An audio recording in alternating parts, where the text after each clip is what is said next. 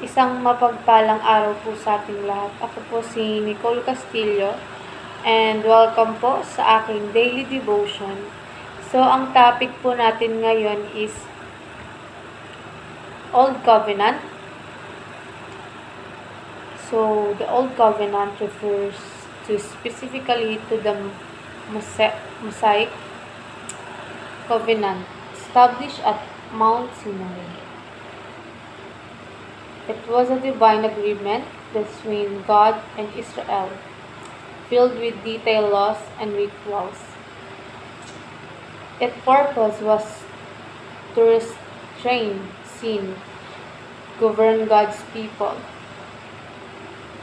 and ultimately point to the coming Messiah. Though glorious in its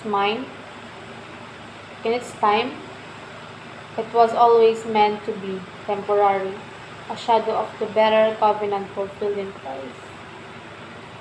So, ayon po sa Hebrews chapter 8, verse 13, sinasabi po ito na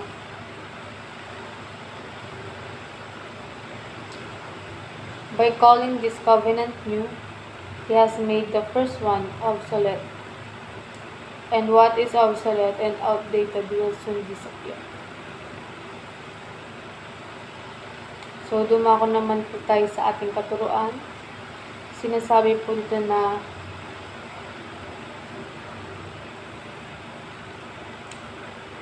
the old covenant is a mirror. It reflects our sins. So, ang lumang tipan ay parang salamin. Ipinapakita nito kung gaano tayo makasalanan. Hindi nito tinatago ang katotohanan. Pinapakita nito kung gaano natin kailangan ang kapatawaran ng Diyos.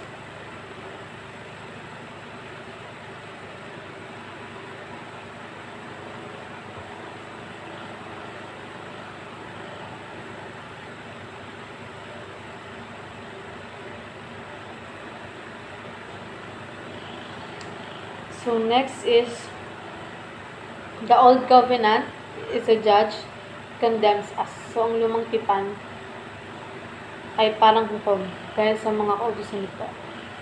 Lumalabas na tayong lahat ay guilty.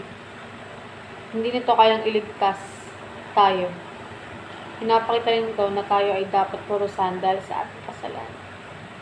And lastly is the old covenant is a tutor. It points to Christ. So, ang lumang tipan ay parang guro. Tinuturoan tayo na hindi natin kayang iligtas ang sarili. At tinuturo tayo kay Kristo bilang tanging tagapagligtas. Siya ang katuparan ng lahat ng batas. So, sa applications, reflect on the weight of sin and the cost of faith. So, maglaan ng oras para pag-isipan kung gaano kabigat ang kasalanan at kung gaano kamahal ang biyaya na binigay ng Diyos sa atin sa pamamagitan ni Jesus. Hindi birang sakripisyo niya sa krus. So, next is rejoice in the freedom and grace found in Christ. So, maggalak ka dahil kay Kristo. Malaya ka na mula sa hatol ng kasalanan. Hindi ka nang alipin ng kautusan.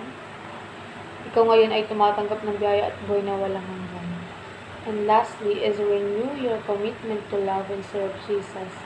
Dahil sa ginawa ni Jesus para sa'yo panibagong panata ang gawain mo. Araw-araw na mahalin at taglikuran siya.